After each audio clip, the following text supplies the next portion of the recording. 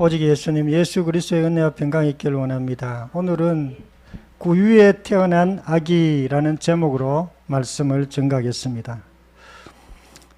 우리가 인생을 어떻게 살아가야 하는지 또 이렇게 분명히 아는 사람은 많지 않습니다. 어떤 분들은 자기 나름대로 생각을 따라 이렇게 살아가는 분들도 있고요. 또 책을 보면서 나는 이렇게 살아야 되겠다 이렇게 하면서 책에 그 영향을 받아서 이렇게 살아가는 사람도 있습니다. 그러나 우리가 예수 그리스도를 통해서, 예수님을 믿는 사람들은 예수 그리스도를 통해서 우리가 살아가는 방법을 우리가 알아갑니다. 예수 믿는 사람들은 우리가 예수님에 대한 올바른 태도로부터 모든 삶이 출발이 돼요. 예수님에 대해서 우리가 아는 것이 굉장히 중요합니다. 예수님에 대해서 잘 모르면 예수 그리스도에 대해서 우리가 이상한 반응을 하게 돼요. 전에 어떤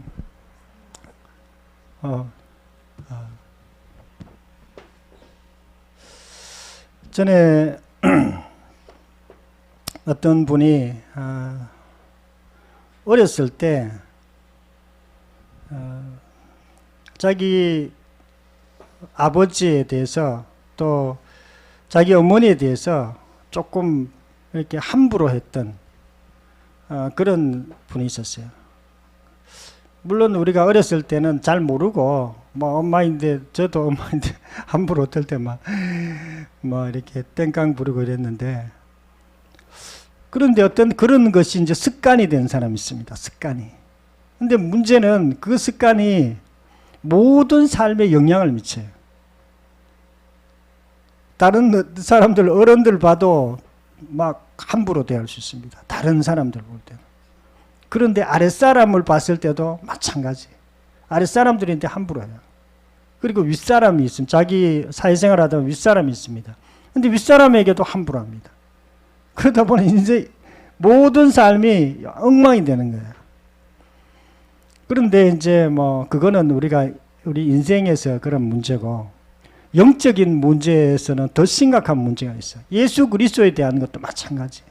우리가 예수님을 믿지 않고 그냥 사는 거는 말할 것도 없습니다. 그런데 예수 믿는다고 하면서도 우리가 예수님에 대해서 잘못된 태도를 취하면 모든 신앙이 엉망이 돼요. 그래서 이렇게 신앙할 때 우리가 나름대로 열심히 하려고 잘하려고 하긴 하는데 해도 안 되는 거예요. 왜냐하면 예수님에 대해서 잘못된 태도 때문에 그렇습니다. 예수님을 믿는다 그러는데 사실은 예수님은 그냥 뒷전이에요. 내 삶을 딱 이렇게 하고 예수님은 그냥 뒷전이. 그러다 보니까 인생이 어려워지는 그런 경우가 있습니다. 누가복음 1장 12절에 너희가 가서 강보에 쌓인 구유에 누인 아기를 보리니 이렇게 얘기하고 있어요. 강보에 쌓인 아기. 어떤 강보에 쌓인 아기가 태어났는데 그것이 표적이라고 이렇게 말하고 있습니다. 우리가 예수 그리스도는요, 베들레헴에서 구유에 이렇게 태어나셨어요. 그런데 이분은 사람이셨기 때문에 그렇게 강보에 쌓여서 아기로 태어났습니다. 그래서 우리가 예수 그리스도에 대해서 예수 그리스도는 아기셨구나.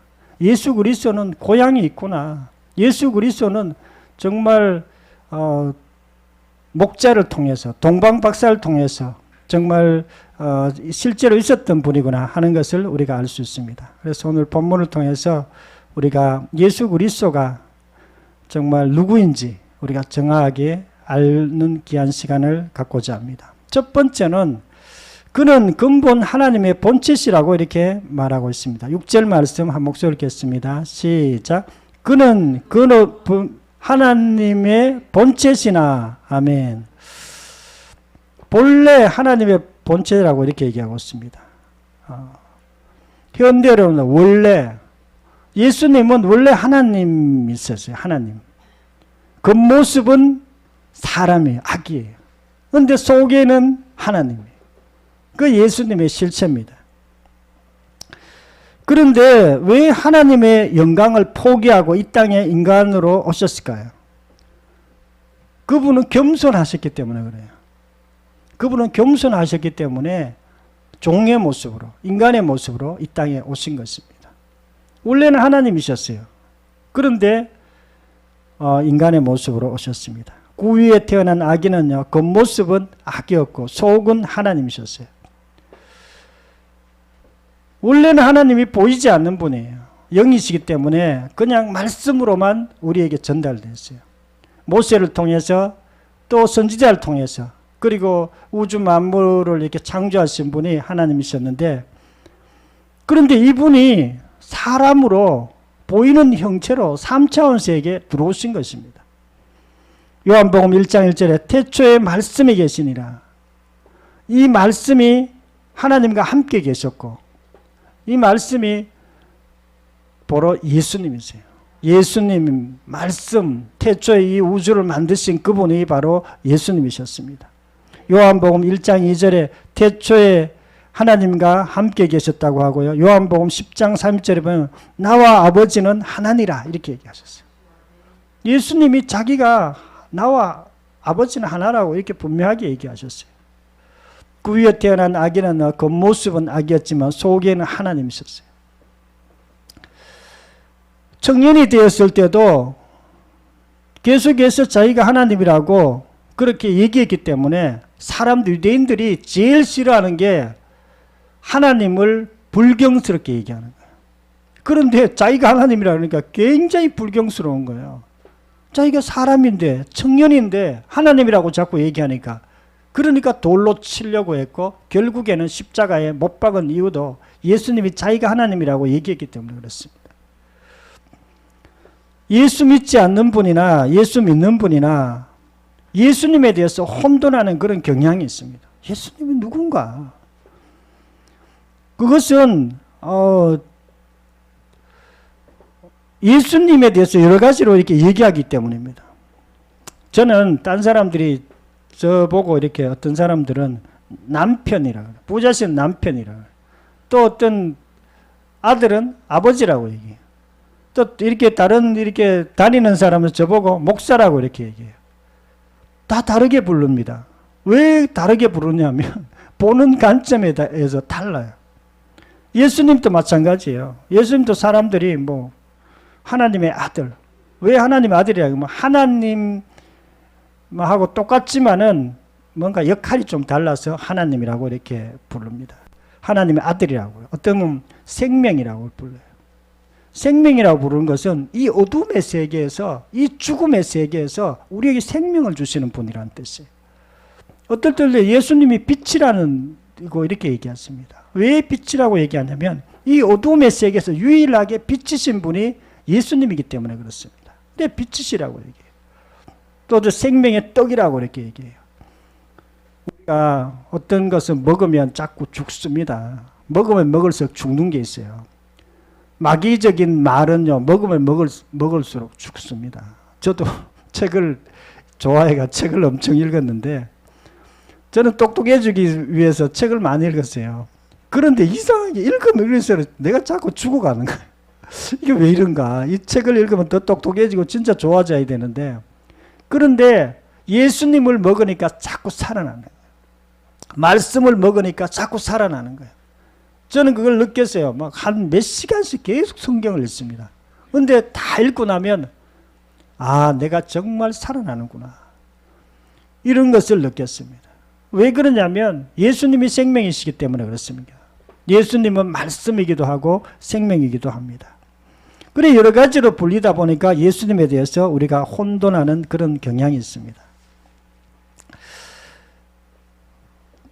유대인들은 창조주 하나님에 대해서 굉장히 경이롭게 이렇게 생각하고 굉장히 두렵게 생각하고 하나님이란 여호와라는 말 한마디 글을 쓰기 위해서는 목욕하고 여호와 이렇게 썼어요. 그만큼 하나님을 존중히 여겼었어요.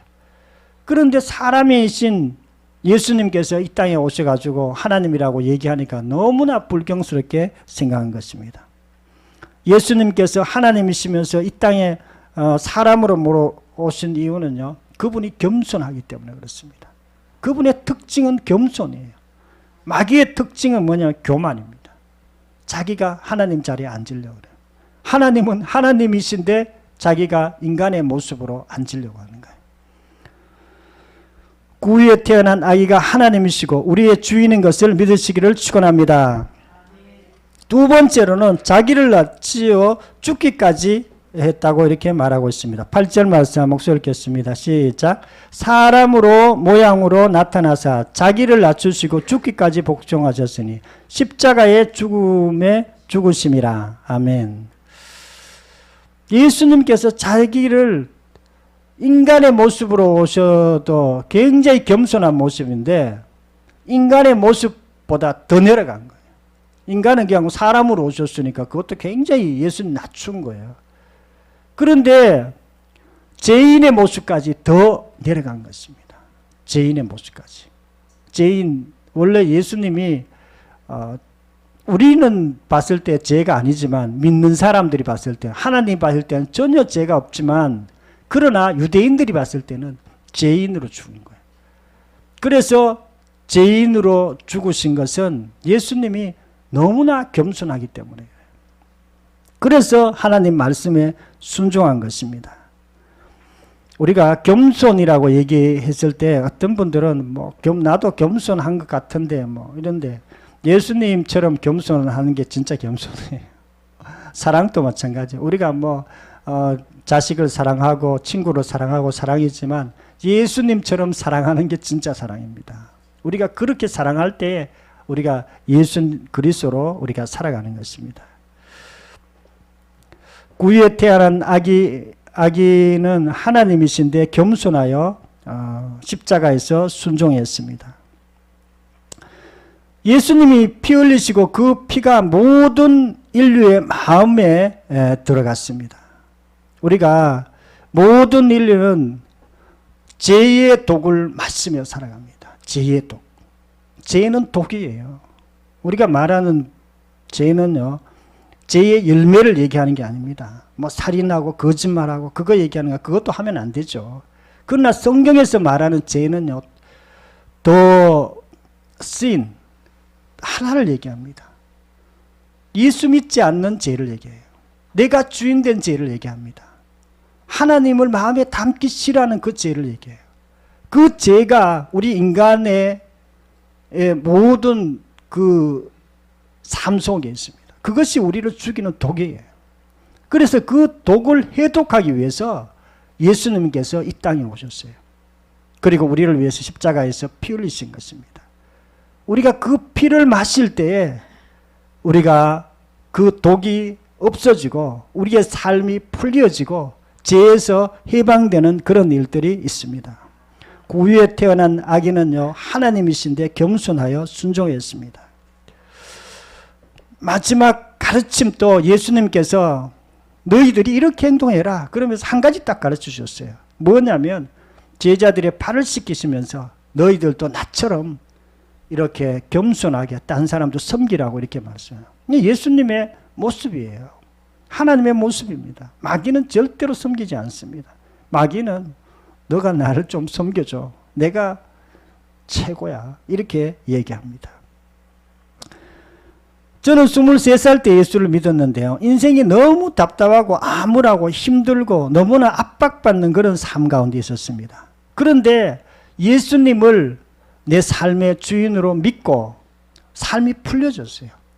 그렇게 압박받던 삶이 이렇게 압박이 사라진 거예요.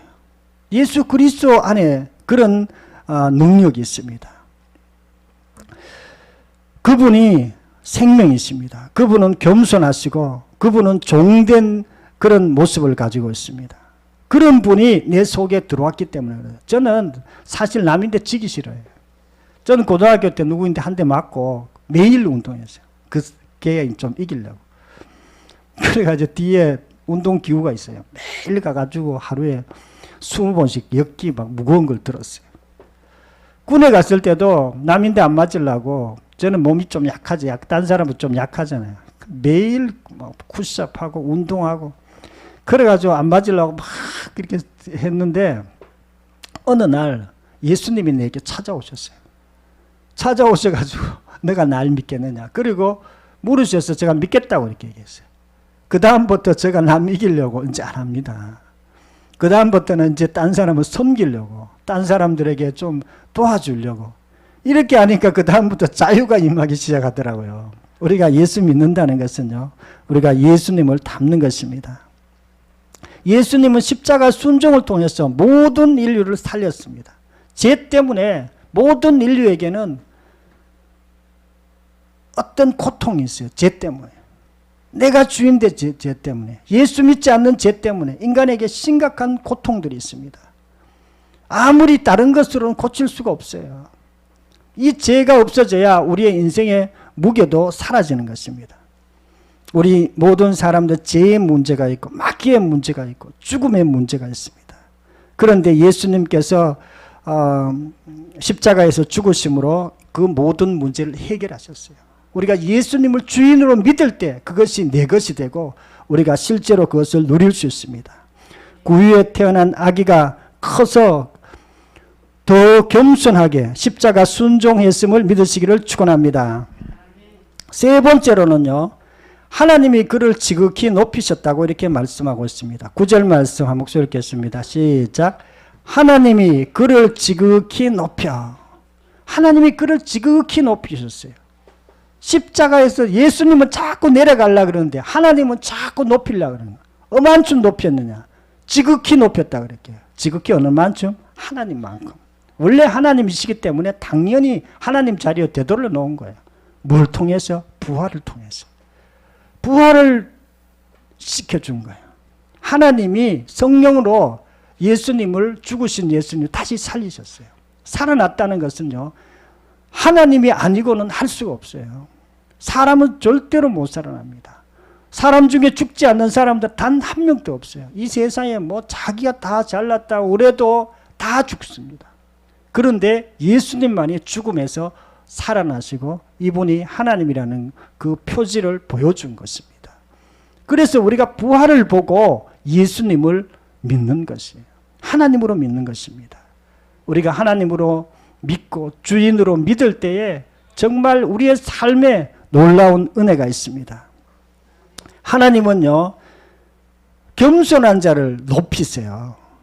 그러나 정말 겸손하지 못한 사람들은 자꾸 낮추세요.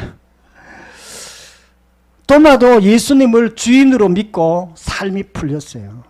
도마는 부활하신 예수님을 만났습니다.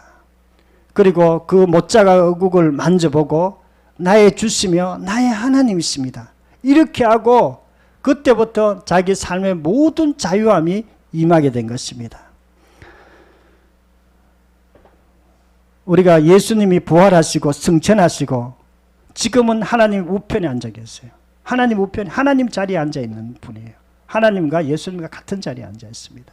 그리고 나중에 또 백보자 심판을 하죠. 예수님께서 모든 인류를 심판하실 거예요. 죽은 자와 산 자, 믿는 자와 믿지 않는 자 다 심판하세요. 물론 우리는 예수 믿었기 주인으로 믿는 사람들은 상급의 심판이 있습니다.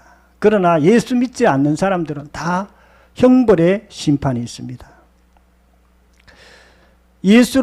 예수님을 주인으로 시인하면 우리 인생의 모든 문제가 풀립니다. 우리가 반드시 믿을 때 주인으로 믿어야 돼요. 하나님으로 믿어야 됩니다. 저 얼마 전에 박정은 집사님 거기 이렇게 카톡에 보니까 이런 말이 써놨더라고요. 하나님을 높이면 하나님도 우리를 높이신다. 뭐 그런 내용이 써놨어요. 자기 카톡에다가. 그렇습니다. 하나님을 우리가 높이면요, 하나님도 우리를 높여주세요. 우리가 하나님을, 예수님을 그냥 가볍게 생각하면 하나님도 우리를 가볍게 그렇게 합니다. 예수님은 겸손하여서 아기로 오셨고 또 십자가에 죽으심으로 우리의 모든 죄를 담당하셨습니다. 우리도 예수님을 하나님으로 주인으로 믿음으로 모든 죄에서, 모든 눌림에서, 모든 고통에서 우리가 자유하기를 원합니다. 구유에 태어난 아기를 하나님으로 주인으로 시인하기를 축원합니다. 사랑하는 성도 여러분, 오늘은 구유에 태어난 아기란 제목으로 말씀드렸습니다. 구유에 태어난 그 아기는 겉모습은 아기였지만 그 본체는 하나님이셨습니다.